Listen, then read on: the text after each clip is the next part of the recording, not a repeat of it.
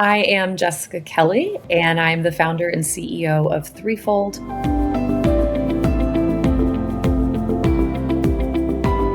Threefold is a content channel and platform taking you behind the scenes to actually go to factories and meet the makers, understand how your clothes are made and why it's important how they were made, and teaching you how to shop more sustainably and demystifying that process.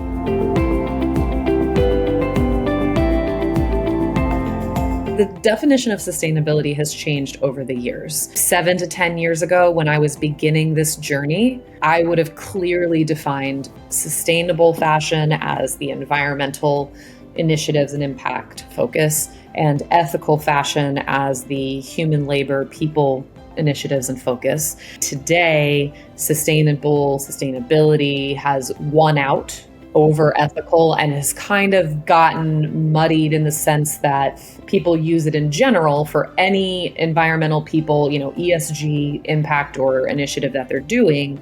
When any word is used too much, it kind of loses its meaning because it's used in so many different capacities. I would personally prefer conscious fashion, conscious shopping, because I think that it has a connotation of trying to be considerate of the impact on people and planet that this purchase and this product is making, and at the same time trying to be considerate of if you need to purchase it at all or not. But if I have to define sustainability itself, I would say a conscious awareness of trying to create better impact on people and planet.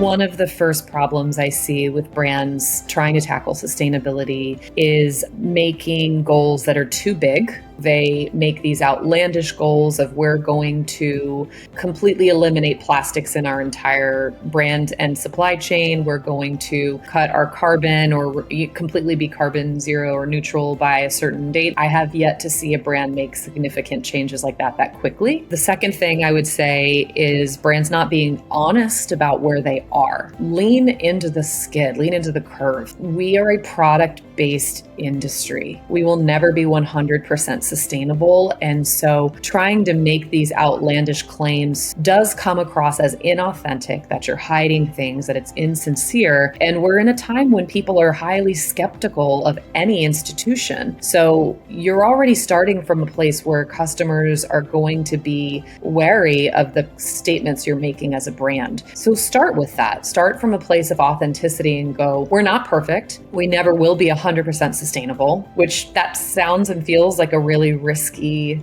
statement to make, but it's true. And it really resonates with people when they go, thank you. Here's what we're going to do to improve. And we want to improve every year. And here's our commitment to improving every year. Another problem is they completely forget that people are part of that conversation. So they focus entirely on planet initiatives and conveniently leave out the care of their team, of their garment workers and their supply chains specifically. There are brands today that are making bold moves and strides in their sustainability efforts while simultaneously being accused of wild labor violations in their supply chain, and they're just completely ignoring it. Completely ignoring the people component as if it doesn't exist within the sustainability conversation is ultimately going to harm you rather than help you. How do you communicate sustainability? I think most brands do this quite poorly. You have the sustainability team who are quite passionate about this. They've learned quite scientific concepts and stats and figures over time. And then you have the marketing team who definitely wants to talk about these things, but they're not experts in them. They're not science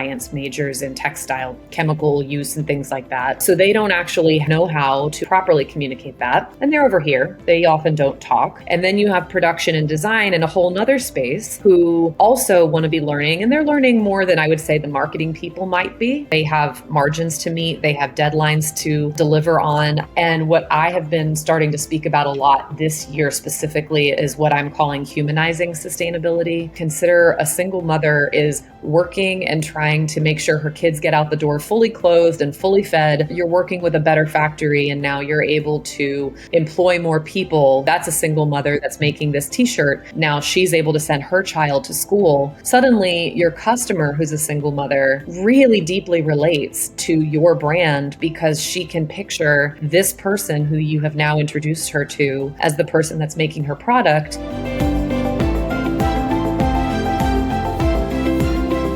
You need to be quite cognizant of the materials you're choosing. Are they recyclable? Are they whole 100% natural materials? What's the packaging that you're shipping them in? All of those early decisions actually mean a whole lot to your end impact. It's designing at the beginning with the end in mind. Actually, I have a really good example of this. Mara Hoffman, they've gotten a lot of press because they've done a great deal of work, do a complete turnaround as a brand from just a normal brand that made products and sold them and started over again to a brand that really was incredibly thoughtful and intentional with their impact and what they do. And they are now a leading brand in the sustainable fashion space for the decisions and investments that they make. Sustainability doesn't always have to cost more. Often it will, because you're making better choices rather than just the cheapest plastic option. But they noticed that their dresses and their products were being shipped in hangers from the factory. And they realized when they cut out the hangers, it saved them size in the cargo container and weight. So they actually saved a significant amount of money in their freight to ship over here by reducing plastic. So it was a win-win. So that, I think, is just an example of one of the many things that you can do, is taking each part of your product and each part of your supply chain one step at a time and trying to understand how you can better support the people in it.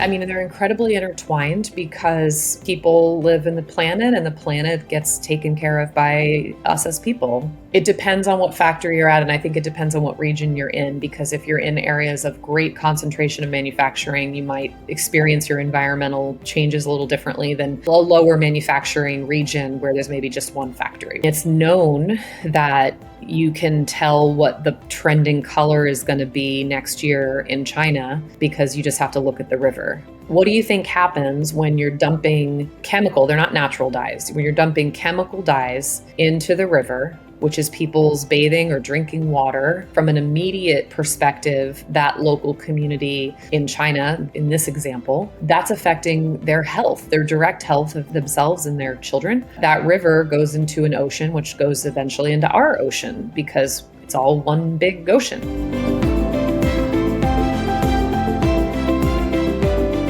One of the things that I was not okay with is just the broad landscape as I looked across it had about 95% or more, the conversation was about the planet and not about the people. We are the largest labored industry in the world. 1 in 6 people work in fashion. A brand easily has 15 or more suppliers. It may span across multiple countries, all before it ever gets made into one singular product that gets shipped to the US to then get photographed and put in stores for us to buy. We now have to figure out how do we tend it in a very connected, very global, but albeit a little messy world because our process is so far-reaching. One of the things that I wanted to change was I wanted to level the playing field in bringing and shining a light on the people of our supply chain so that customers have a better understanding of why their purchase means so much, that it goes in the right direction, and make it easier for them to do that. So I am happy to announce that in February, we will be launching a brand new YouTube series where I will take you directly behind the scenes to factories,